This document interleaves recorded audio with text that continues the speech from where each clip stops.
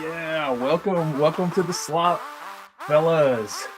Okay, let me just cut this music out. We had a little music issue earlier, but I think we're good now. I think we're rocking it. How you guys doing? Welcome. Can you give us just an introduction? I think you run a podcast, right? So you probably have done more episodes than I have. But yeah, give us an introduction to you guys. We'll get into Gas Killer and the LLM stuff, but who are you guys? What's the vibe code screen we got behind you there too? Let's get into it. Josh, you go. Yeah, there's a lot of different things going on at the same time. Yes. This is an ADHD yeah. So my name is factory. Josh. Keep going. Sorry. Yeah. This is super fun. This is a really fun way to have a podcast. As someone who's had many podcasts, I just checked recently. So I run the Blockchain Socialist. I've had 204 podcast episodes, but I'm actually going to be doing a rebrand very soon. So I'm going to be changing the podcast, the scope, and kind of some of the focus. But yeah, I've basically been in the crypto space for a long time now, since probably 2017, mainly following the, I think it's political developments of the crypto space in one way or another, but also just kind of broadly. And in my course of being involved and doing talks all around the world and stuff, I started a cooperative called Bread Cooperative, which is basically a kind of half dev studio, half venture studio, but really focused on the cooperative ethos. So is one member, one vote, where we build open source stuff. And the quick story about Gas Killer, which we'll talk about today, was that it came out of some of the limitations that we found with Ethereum whenever we wanted to make a more, let's say, democratic type of voting system than what is generally possible, or a live, to be able to do live voting, so to say. With the EVM, it's really, really gas constrained because it's a lot of compute in order to do a live tally, to do compute on an array in the EVM is quite expensive. So Ron, I remember, was at my house, my apartments, and he had an idea to solve the problem that we wanted, and I told him to wait on it because we didn't have the time to build new infrastructure. But then eventually he did build that infrastructure, and that became Gaskiller, which is basically a way for users smart contract developers would integrate into their smart contract, and then users would be able to pay a lot less fees in gas for their transactions, therefore kind of expanding what you're able to do within relative cost. But yeah, it's kind of like the short end of it. Ron, I see, is doing some. He's in the vibe code room. Projector. Yeah. Tell us about what's going on. Yeah, what's going on here? How you doing, Ron? Oh, you can control it. Oh, I thought you could control it here too. Yeah. Everyone. Every time I do this, everyone also like does this with their camera to see. I got to get it to work for everyone. We need to set it up so everyone has control. So you're. The cursor. Yeah, you're moving the cursor on the screen behind you with, that's cool. Vibecoderoom.ai. Alternative name, Viberson.com, the .com one. I think like me and Josh, we just wanted a really simple thing, really. We just wanted like real-time voting. Crazy, wild constraint, like you would want somebody to vote whenever they want to, and then for their voting power to be accurately reflected at the execution of the proposal. And as we know, sort of in blockchain systems, this is actually a pretty hard ask of the Solidity environment. And the reason it is a hard ask is because theoretically, I could just make a bunch of voters, and then the array would get too big, and then we won't be able to iterate it during the time of execution, which is why everything is snapshot based. And sort of the motivation for that ended up for like our first live demo of this in like ETH Denver is we iterated using Gaskiller on an array of like 1,000 voters, 10,000 voters, etc. We're able to show that we can save 99% of the gas. This behind me is vibecoderoom.ai, or the communal computational space. And it's just a little project that I'm working on. I'm actually teaching a course here using it. And the idea is like me and Josh meet with a lot of designers, UX researchers, etc. And sometimes what ends up happening is dev works on system, dev goes to designers, they have a meeting, it's recorded, dev throws the transcript to Claude, and then the next meeting, and then et cetera, et cetera. But what if it was all just happening in a room where as you're talking, it's auto building it? And the goal is really to be able to interact with AI for non-technical people and technical people with just like hand gestures and talking, and it's like very natural, et cetera. It is a work in progress, and it's also unrelated to gas. It's just cool. Yeah. Hell yeah. Everybody's trying to get that like Tom Cruise in Minority Report thing going on, where they're slinging things around and talking about. No. This needs to be not. This is like you UI. plant a tree. There we go. Plant a Okay, tree, a little opposite of that. You Yes. know, you're not. You're hunting Minority Reports down. Exactly. We're touching grass. It's calm. Yes. Are you scared of computer? No worries. Don't be afraid. Yes. Come in here. Just plant a tree. That's all.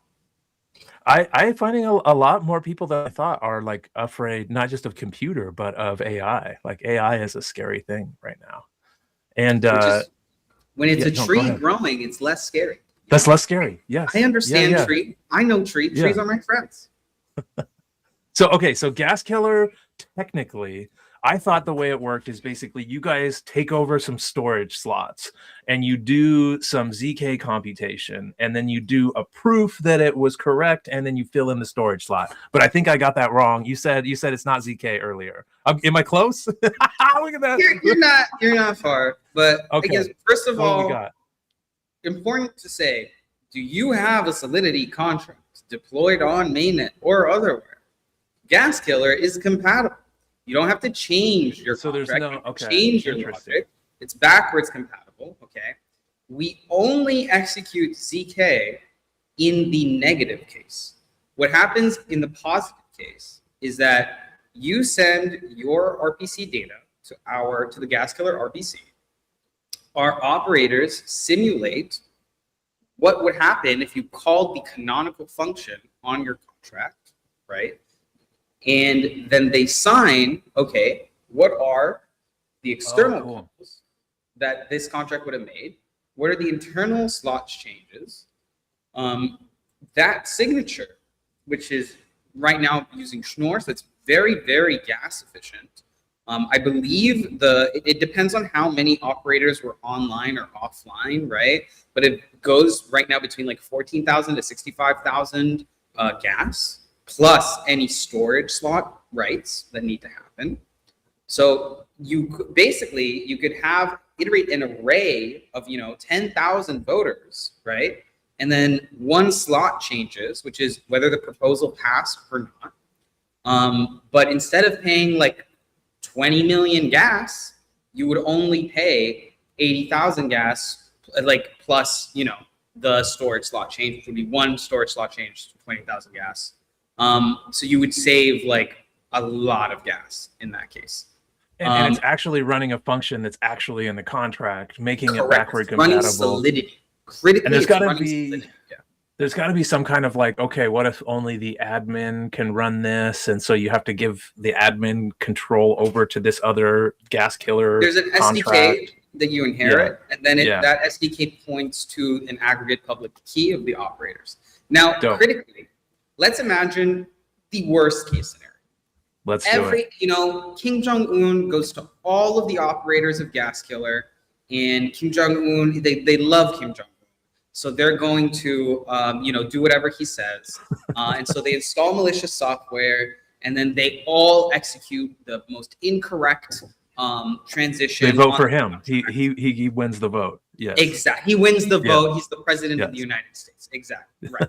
Now, in by this 100%. case, even one honest observer who's not in the operator set can look at that and then reconstruct what the execution should have been and start an interactive slashing process.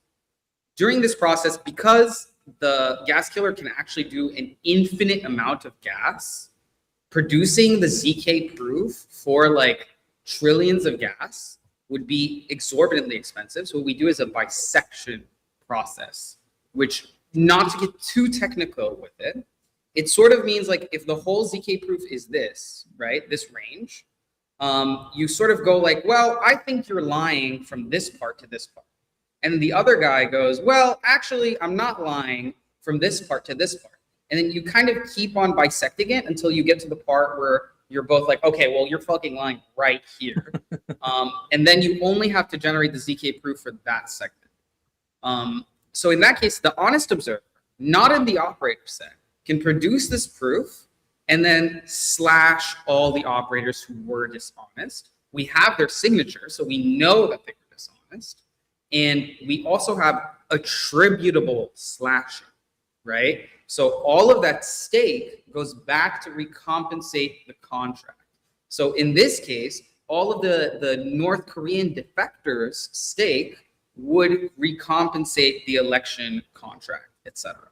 But now in the DeFi case, as long as there's more stake at risk than potential money extracted, this is what we call crypto economically secure.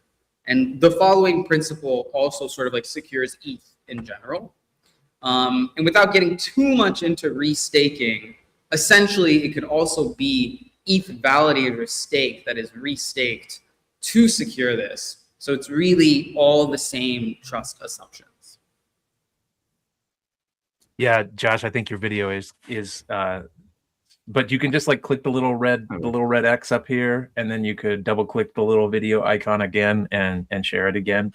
Okay, so there's an operator set, which makes this much more decentralized. There's staking and slashing, which makes this like crypto economically protected.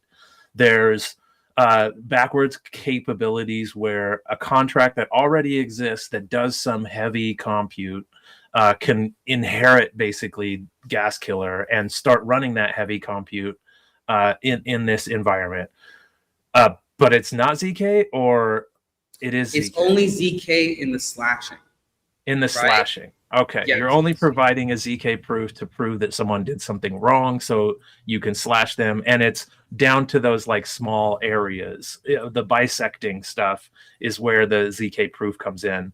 But generally, the operators and the executors and all of that stuff, there's no ZK proof stuff going on. They're just all running it and saying this was the result. And probably some kind of proof that this was the result or something. I don't know. Just like, a signature on what the state transition should be. Okay. So in the LLM case, right, if you had to generate a ZK proof of Quen 35 billion, like that's what you're saying. Chain, Super. It would be exorbitantly expensive, right? It would be untenably expensive. And this is what a lot of companies are trying to do. And sort of our principle is saying, just throw that into Solidity. Don't worry about generating the proof on every run. Instead, optimistically sign what the results should be. And only in the pessimistic case, you should generate a ZK proof, and only for the part that you need. Okay, so now that you guys have this really cool method of running really heavy compute and having it settle on chain, then you're talking about actually running an LLM in this. But that means that there must be some function in your contract that does LLM stuff. Is that right? Like now that means that you have to have your Solidity contract doing LLM. Yes, there we go. Let's see, where should we put this? Let's get Claude out of the way. Let's maybe stack us up over here. I'll get it. But can you guys explain? This must mean that you need LLM in Solidity in some way, unless you're extending gas killer in a different way. Because if it's just going to call, hit us. Yep, let me tell you. All right. Quen is written. There's a C version of Quen, right? Solidity in C, very close, very, very close. Okay. You take Quen, you rewrite it in Solidity.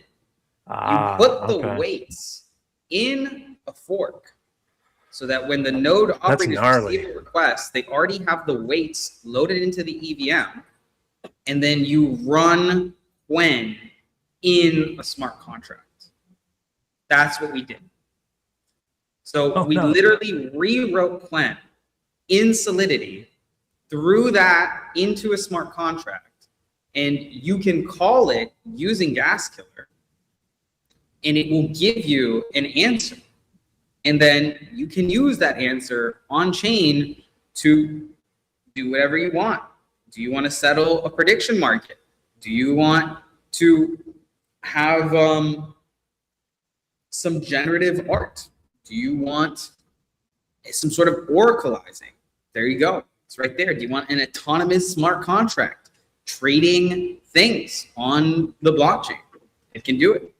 Okay, so the trick was basically rewriting Quen in Solidity, which is, I said gnarly, which sounds fucking terrible, but you actually, maybe thanks to AI, that's easier than it sounds or something, but it's actually it's bit equivalent. So like, I think the transition from like C to Solidity is what made this like relatively easier, and being able to like reproduce the test suite, reproduce like the entire essentially code base, make sure that it's bit equivalent, make it deterministic, remove all the like entropy, which does hurt performance, but you know, it's in the Solidity environment, we only have deterministic execution. Okay, so what do you guys, so let's say we have an LLM in gas killer now, and it's about, I think I mean, looking at post-capitalist crypto.eth and blockchain socialist.eth, you must be wanting to do like governance practices and figure out how to do kind of like democracy, socialism in Solidity, and the LLM has got to be some kind of like judge. I think Gaskiller is sort of saying, well, if we want to scale blockchain applications to, you know, nation state levels, we want like actual civic infrastructure, we want like, you know, country level computation, we can't like be locked into this stuff anymore. You can't give people the constraint set of Solidity and tell them they can't iterate an array of 1,000 users. That's like so not connected to reality, right? And I think that our initial thing came from like trying to build a very relatively simple governance system for our like community, and coming away with being like, okay, well, long term, this has to be solved. And we wondered if capitalism would solve it. And certainly there have been many attempts to solve it, but at some point we had to step up to the plate. I couldn't figure out how to scroll. You've got us in this shared browser here where all of us can click. I'm just gonna share my screen and put this same thing on it so I can scroll through that. Just a second. Okay, we should. So Josh, give us some use cases here. Like, what are you thinking about this in terms of like where this thing is going or how this applies in the real world? Like, yes, we should bring nation states on chain. We should have them voting. We should have more governance and more governance experiments. But like, where is this going? What happens when you can put a brain on chain?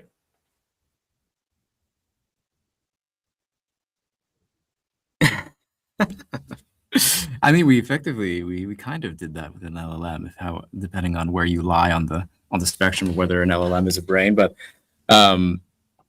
yeah, I think there's a lot of different things. I mean, the high level thing that I kind of put is that like with Gaskiller, we make blockchains no longer like big dumb computers, I guess, in a sense, or we get like closer to being less big dumb computers as blockchains are. I mean, blockchains are great, but they are severely limited, is because, you know, we want these properties of decentralization and immutability. It highly constrains what it can do, versus just like this doing the same type of compute on my, you know, crappy PC here would cost like nothing compared to if I tried to do a similar thing on a blockchain.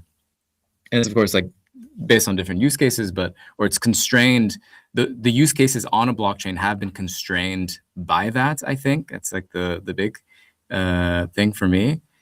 There are different versions of this pitch, of course. Like on one side, from what originally made us really interested in this is the idea of being able to bring more democracy on chain, I guess. So I would argue that you need a lot more compute to actually do democracy appropriately. So part of the issue it's like hard to be democratic on a blockchain in many ways, or at least to do it in a way that's like very, very liquid, I guess, and very like always available, because of the compute constraints. So on one side, that's like one whole thing. I think part of the issue with that at the moment is that a lot of the DAOs are kind of dormant. I think it would be interesting to try to see if we can get the same ethos of DAOs going again, where people want to experiment and try to figure out how they can do decentralized organizing over the internet again. But I think other than that, there is the more, because we are, running it as like a proper business, there are also like big business reasons as why you would want to use Gaskiller as well, right? So we're working on a lot of different things there. I think one big thing for me that I think is pretty interesting that we've kind of been discussing as a potential use case out there is, Ron hates it when I say it this way, and I'm probably not the best one to explain it, but there is a what we call it on-chain invariance. Is kind of like the easy way to describe it. So to make contracts more secure, right? Like in an age where it's just becoming easier and easier for AI to hack smart contracts that we've seen.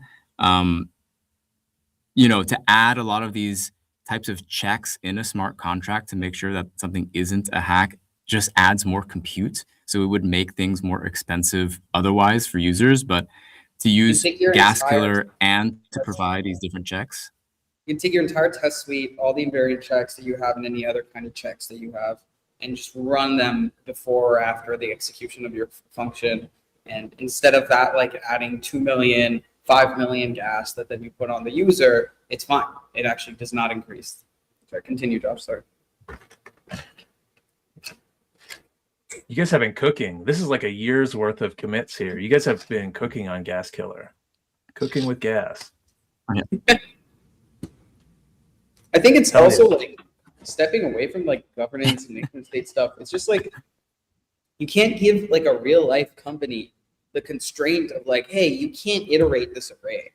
Like that is so crazy. Explaining that to anybody who's not like a Web3 nerd is just mind boggling to them. And they look at you and they're like, what? You know? Yeah, the constraints of Solidity, and I think it's not just the constraints of the EVM, but what you're talking about is the constraints of the EVM under a Sybil attack is like particularly complicated. And I think there's a lot of nerds out there that enjoy the constraints of the EVM because you get to make this perfect little machine. But yes, the social and human side of that, when it gets attacked. Yes. Okay, perfect. I'm not saying the EVM is perfect. Hold on. But I'm saying that like as yeah, go ahead. A lot of the exploits that happen in crypto are because we have to like build our smart contracts like this instead of just like that, you know? Yep. And something we've been saying is that like you can have dumb contracts, you know? You don't have to like build a mapping and a custom data object so that you can query the user base in like the most efficient gas. No, just iterate over the array, bro. Like it's okay. Like do it the dumb way. And what works is why that works is because then you can do this compute off chain. And even though you're doing a bubble sort for fun, because it's easy, like if you wanted to, you could. It's basically these off-chain operators that do the bubble sort for you, and then they just post the sorted list on chain, or they post who was at the top of the sorted list. And then if that's incorrect, there's like a challenge period and people get slashed, and eventually you get the right answer, or you create a crypto economic system in which it's very expensive to attack and have an incorrect answer. And so you end up getting correct answers to high compute things in an environment where compute is very expensive, which is quite cool. Awesome. Okay. So what you were talking about other use cases. Are you working with a lot of other partners with Gas Killer? Are you trying to are you looking for more people that have heavy compute? Are you on mainnet? Like, where are we with Gas Killer in general? Yeah, so we're definitely looking for more partners to work with. We're in discussions with some. We have, a couple of partnerships I don't know if I'm supposed to talk about them or not, but some of the stuff. So what's interesting right now is that there are two different ways to look at like what is our market, so to say. On one side, we can look at on-chain data and we can see what are people spending a lot of gas on, and we can go to them. So we know, for example, Railgun is one project that we particularly took some time just because it's quite expensive to shield and transact through Gas Killer or through Railgun because of the ZK proofs and whatnot. And we found that to be a great use case. With the kind of current version of Gas Killer, we know that we can save right there 50% of on gas for Railgun. So we could cut their gas costs in half. So the main thing that we have to do, of course, is just get them to integrate the SDK. But before that, of course, we still have to get everything up on mainnet. Right now, we're on testnet, we're on Sepolia, so we have API service available for people to start testing out. And then we're just getting some of the technical stuff right to make sure it's ready prime time on mainnet before we get that out there. But yeah, and then we have like, there's like a bunch of different people or projects, partners that we've identified, or potential partners that we've identified, just because we know that they spend a ton on gas. We know that, for example, Aztec pays a ton in gas for posting on mainnet. So does Starknet. At least type of. No, go ahead. Oh, sorry. There's like a big delay. There's definitely like a huge privacy concern here. Like, if you're talking about helping Railgun or you're talking about helping Aztec, a lot of the compute that they do is meant to like shield information and be private. Do your operators get any, eyes into the private data? And I think this is an important thread to pull about how privacy works within Gas Killer if you're doing these kinds of things. So the data that lands on chain from Railgun, right? That data does not leak. That's true. You're only operating on the stuff that's going to get called in a smart contract anyways. So it's already going to be public. Okay. We're downstream from the process of like the actual shielding, etc. So we just save the on-chain execution in this part. Yeah.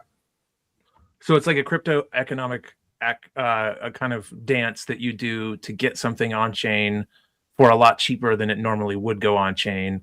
And so right now, like, gas is pretty cheap on mainnet, which you guys are kind of like, damn, it's too cheap. Like our use case would be bigger if the gas was a little bit more expensive. But if Ethereum gets more usage, like there's a lot of like, even like different just use cases. There's a lot of use cases that aren't available unless you have something like this where you want to spend a shitload of gas, like your array example, or there's so many other things that I've tried to do on Ethereum and I'm like, oh no, this is going to be way too expensive. And those use cases are opening up as Ethereum gets cheaper and block space gets cheaper, but still, like, sometimes it's like, 2 orders of magnitude too expensive. And that's when something like this becomes really, really interesting.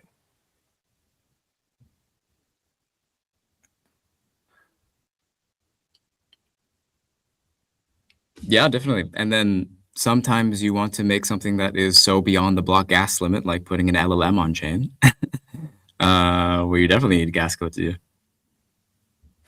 So can you talk about any other use cases? I specifically within like the new kinds of government, I think seems like it's right up your alley, like that. The new kind of government idea and the new kind of governance practices, I think, are kind of up the alley of your ENS names and also your on-chain stuff. So is it basically just like voting, like the big array problem, or have you found other use cases that help these kinds of things? And maybe it's just like all citizens have a vote on chain and like you just couldn't do that before because all citizens is like a shitload, but like actually maybe you could do that on chain if you had Gas Killer to put it all in. The whole like snapshot based thing, first of all, it's really hard to explain because what you're asking for is essentially, okay, well, what are all the things that you can't do with Solidity that would be making more money or would be enabling more things? And that's actually a pretty big set of things. So just like intuitively, like you've said, right, there is volume. It's a lot of computation. And then there's like, the whole snapshot-based thing. Snapshot-based things are inherently not real time, which means that they are less liquid than real-time systems. And at scale, that means that there's a lot of money on the floor. And I think there's a lot to be said for security. There's a lot to be said for architectural design of just like, you don't have to engineer everything to be this like weird, like, oh, let me go fetch the indexes and then submit them. And then that will allow me to pull the right leaf so that I can like, no, just iterate over the array. It's these kind of things. I think for like business use cases, this allows you to I imagine all these things and this is always the case with infrastructure, right? Like use cases before were impossible, new use cases are now possible, and then they can make money, and then et cetera, et cetera. But that is sort of the play here. But we are short L2s, we're like, that's NGMI. We are kind of short ZK devs, not ZK itself, but like how many ZK devs are in the industry and how many of them are leaving for AI companies right now? And how complicated is it to develop things in ZK? And how, we are sort of like long Solidity. We're saying like Solidity is here, Solidity works, people understand, trust it, and we have legacy systems that are going to continue to use it probably for decades, and new systems that will continue to use it. So we're hedging the future of like ETH. And by the way, this can work on other L2s as well, where you might need to break the gas block. Any EVM compatible. Yeah, honestly, Solana has similar problems too that we could solve. Like their call data size limit is fairly aggressive, but they have like a different account model. But the principle of gas killer is really on any blockchain environment. You can reduce the amount of gas a transaction takes to the cost of internal state changes plus external calls plus the overhead. That's what we call the upper gas or the Turecki upper gas. Okay, so it makes me think like, why? So it's particularly elegant that you do it. I wanted to get that quote from there. Let me grab this real quick. Just iterate. We can set a Chiron here. I want to get just this on the one more Chiron. EVM optimization. Yes. Just one more. We just need there one we go. more. Yeah. So when people like scroll by on Twitter, they see just iterate over the array, bro. Okay, so there's a certain elegance to doing this in Solidity and having basically the array and any existing Solidity contract. You're just basically iterating or you're running an existing function and getting the value for it. There's something super elegant to that, but if you have this whole system of these operators and they can run something and then prove it, I don't know. Have you just thought about maybe we don't just run the thing that's in Solidity and we don't have to have this in Solidity, and Solidity is kind of a constraining language, and if you wanted to run an LLM that's not written in C or something, I don't know. Where did your brain go when you kind of thought through that, and then you came back to let's just do the elegant thing and have the Solidity and run the existing on-chain function? I think there's a lot of coprocessors that exist out there, and certainly one could imagine embedding Rust into your smart contract, or embedding some other language, some other runtime. And we're looking at future developments to the EVM being let's add ZK opcodes, let's add WASM runtime, let's add all this stuff. The principle of gas killer still remains. Even in a ZK opcode EVM, it's still cheaper to do the gas killer route than to actually use the ZK opcodes and make every validator on the blockchain run the ZK proof generation or the ZK verification steps. I think that there's so many people trying to make deterministic verifiable AI, and there's so many frameworks. I think we just like to keep it simple. We want something that you can intuitively understand, that there's very little attack vectors. It's built on something that's already production, tested and resilient. And in the future, I think economic security systems are very interesting to us. This is sort of the very base, most secure restaking / shared security service that I can think of. After we get this across the line and we see how many lessons are learned, etc., I think it'll be interesting to explore other things like oracles, like automation. Why do these 2-3 companies really monopolize this entire infrastructure sphere. And how decentralized actually are they? Are conversations that we can have. But I think that our principle is just like meet people where they're at and don't overcomplicate. And that's sort of like our thinking in the product identity here. Okay, so the operator and having people be the operator. Is there a quick TLDR for like how you become an operator? Yeah, for sure. Okay. We're planning to support EigenLayer, Jito, and Symbiotic. So you just spin up. So it's already like a pre-existing restaking platform. Correct. Okay. Yes. Smart. Also, commitments is a protocol that we're planning on supporting. Yeah, the website is commitments.xyz, also another provider of great domain of like restaking.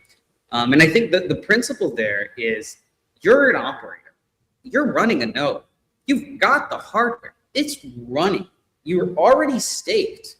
You can take this stake and re-hypothecate it into Gas Killer. No more like server costs because you're already paying for the server. No more capital upfront needed because you're already staked, and you're getting more interest. So it seems like a really good user journey for certain people.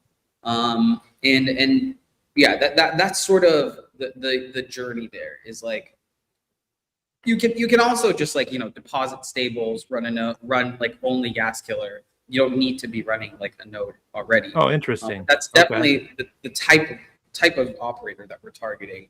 This makes sense. You can do that now, or that's like a future thing. Like you could just like go to a smart contract and deposit some USDC and be like, I'm going to run this on my computer. Yeah, I don't need to be a validator. You don't need to be a validator. Interesting. You can join the next epoch. And you start validating, and if you stop, we'll kick you out, and if you lie, we slash you. Okay, how do we play with it live? Like, I definitely want to. I don't know, man. My video is all weird. It's like one computer is right next to the other computer. I don't know why it would do that. And I got a barking dog. Sorry. How do we actually run the LLM? Like, what does it take? And is it on mainnet yet? Like, if I want to dink around with querying a real LLM on an L2 on mainnet, where's it going to land? Where is it live now? What do I go do to do that? We could do a live demo. Josh, you want to take it away? Heck yeah, sure. I mean, get you're out there of the way. already at llm.gaskiller.xyz. Okay. So on that website, it explains everything. Right now, we're just on Sepolia right now, so we don't have it on mainnet yet. Yeah, it's something that we can we could put on mainnet, technically any moment that we want, but we're kind of didn't want to spend the gas until it was I kind of do. Ironically, until it was all ready to go. I think I can't remember Okay, what so because we have to set this up is actually the like acid whole chain. thing that might take longer than the podcast, but do I connect a wallet? But so yeah, so if you scroll down, you'll see. No, you don't have to connect any wallet. You can just prompt it. So you'll see. So using the Quen 3, I think it's like 500 million parameters or something like that. Yes. And you can put whatever that, and then right next to the amount of tokens, the outputs. Yeah, what was that tokens thing? I just the number of tokens. The more tokens, the output. I think. Sorry, it will just take longer. The more tokens, but that's just more. That's just like more outputs.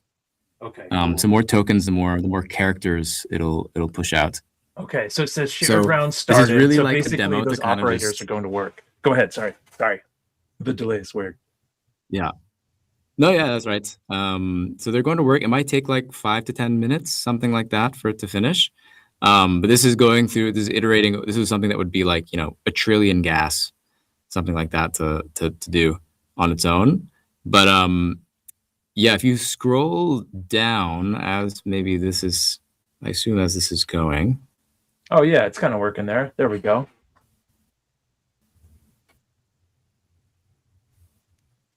Yeah, And you can so- see different things we've already asked it below.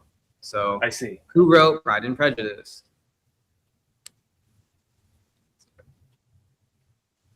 And you can see that it's giving the same response. Oh, yeah, I think it froze for me. But yeah. Yeah, there it is. yeah, that's cool.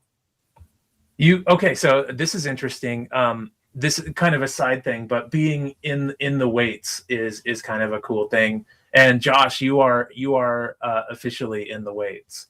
I went and I have a research thing that runs, and it takes each guest and puts them into a vanilla LLM and asks them, and it knows about you. I think probably from your podcasting and stuff, but it doesn't like know about everybody, right? Like being actually in the weights is kind of like having a Wikipedia page, but you're in the weights, so you could technically probably ask his brain who you are, and it would know who you are.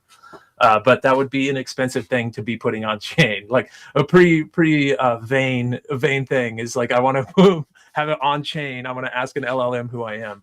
But what you're asking it are things like what the price of hay is, because you want an oracle, or what was the outcome of this election, so you can double check some voting. Yeah, for prediction markets, like I think cringe, fucking Uma, really Uma, cringe, very cringe. But like to me, getting like a newspaper article and then verifying it with CK email. When like the New York Times sent my notification, I get an email from the New York Times that there's the article, Nixon 5, right? That's relatively trustless and easy to do. But for more complicated things, like on top of that, you need a regex layer. Regex and Solidity without gas killer, impossible. But let's say your use case cannot use regex, right? You need to interpolate whether, Zelensky wore a suit or not. Things that are a little more subtle. That's where like having Quen on chain can be like you can read the newspaper article. You can have the input for it come from a, verified CK email, and then it can parse it. And it would take literally trillions of like gas units, but with gas killer, it's only going to take like 80K to execute. And that's like a use case that's very salient of like, okay, how do we use abstract intelligence? I see we have the results right there. Oh, did it come through? What do we got? Yeah, if you run it through with more tokens, you might get a more satisfying answer. Wait, what did it say? What's the price of hay? Oh, it can vary. Yes, it can vary. That's true. That's very true. It didn't lie. So maybe if you were running an oracle, you would either want like a more cracked LLM, or you would want like many passes of asking and some kind of like averaging system or something like that. Like throwing out redundancies would be good. Yeah, also like redundancies in newspaper sources for this would be good. You just want redundancies in general. Or you could just go to the company that has 32 nodes, where all of them are other crypto companies, and it's very decentralized. But whatever you want. Or you could just pay to win. You could just use UMA and say, oh, I can just pay more. That's why UMA is cringe. Because you can buy your answer. Is that what you were saying? There's been so many like documented cases of Polymarket just being absolutely corrupted by this. Also, nation state actors are like definitely in on this. Like it's all the way up. Awesome. Okay. Yeah, I don't know. Any closing thoughts? Let me have my bot look through the transcripts and I'm ask not a question. in the weights, right? Only Josh is in the weights. I don't know. We would have to ask. It only did, Josh, because it's like it has to create the slug for the show. Yeah, I don't know. We could ask. What's your? Yeah, I don't know. I don't know how to do that on this thing. Yeah. So yeah, I don't know. Any closing thoughts? Where's this going? Like, what's the what's the happy path? Was Like it, was what? it through Grok? Wait, say that again.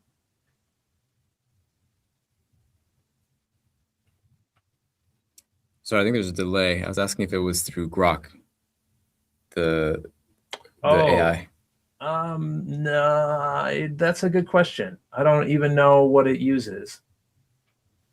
It's probably using like Sonnet or something like that, if I had to guess. It's probably using like API Sonnet, but I'm not sure. This is all vibe coded. You're deep in the slop. Like, I don't look at the code for anything. I ship too fast to look at the code. Okay, closing remarks. yeah. What do you guys think? Where's this going? Like, what does this enable? What is the happy path? Like, what is the use case where Smart you know you were contracts, successful? Writing themselves, writing new smart contracts. Ooh, interesting. Infinite profit. I don't know. I'm kidding. I mean, like an LLM can write Solidity. So that's kind of interesting, is you could have a smart contract that has a function in it in which it writes a new smart contract and then replaces its execute function with that new smart contract. Why is my video all weird? I'm sorry. I don't know what. I'm all choppy. It's too bad. Okay, cool. This is Yep, inevitable.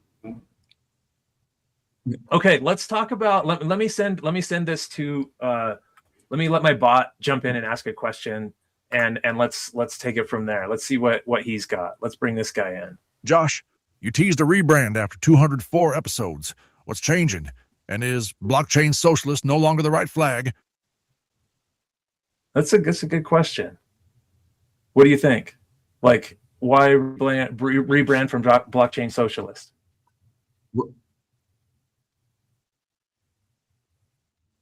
Oh, well, I was just saying that I was just recording the video about this and doing the write-up about it. But I mean, it's a few different reasons. I think generally at the moment in the media ecosystem, I think blockchain has just kind of lost a lot of its cachet. It's kind of hard to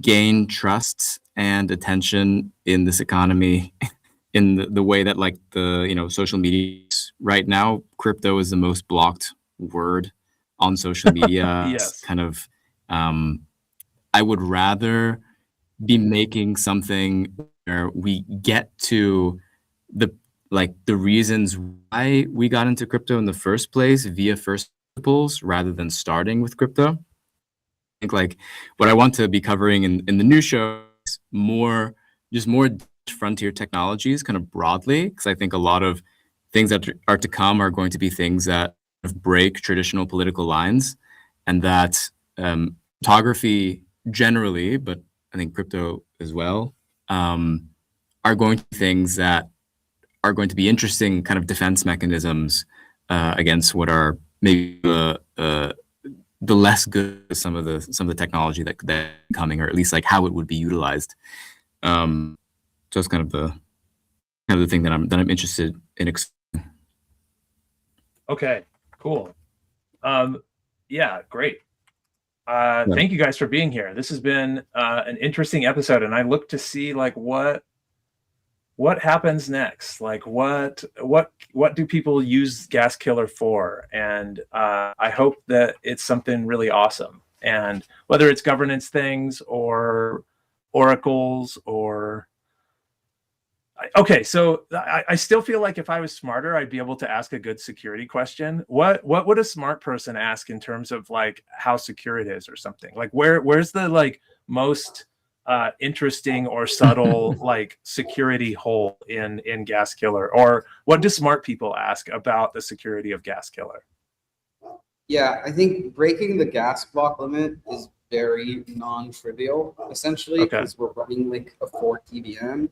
Or like a custom EVM, really, and it has to be consistent across all the machines. Like there's a very big question here that we didn't talk about, which is how are the weights on chain? And the short answer is that we do actually deploy contracts that have the hashes of the weights on chain, but then in the EVM execution within the gas flow simulation, they are unhashed. There's some interesting questions about like, what is this protocol? It's actually not a consensus network. So there's no, like, the requests are not necessarily ordered, and they can handle processing like multiple requests at a time. A lot of people are like, well, is this a roll up? Is this an L2? Like, how do you sort of perceive it? And the answer is that it's kind of a net new paradigm. I think restaking services are like a very different paradigm of protocol design. And there's some like complexities there on like which qualities does gas killer have that blockchains do not have, and vice versa.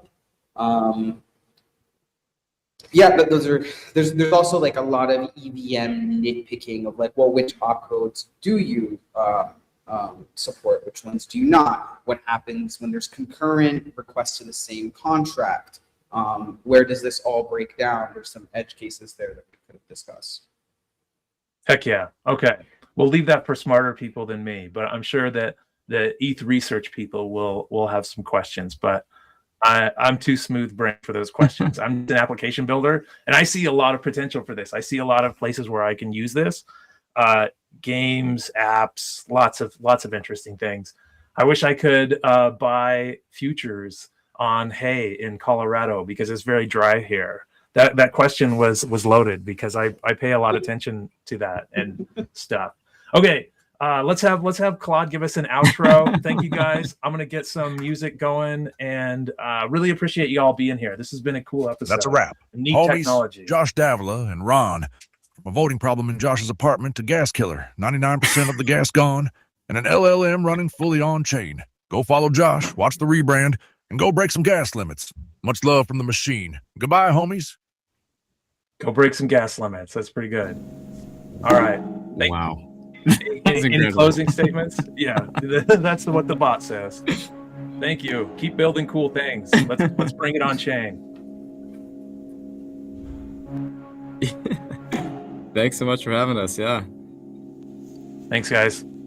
Peace. Peace.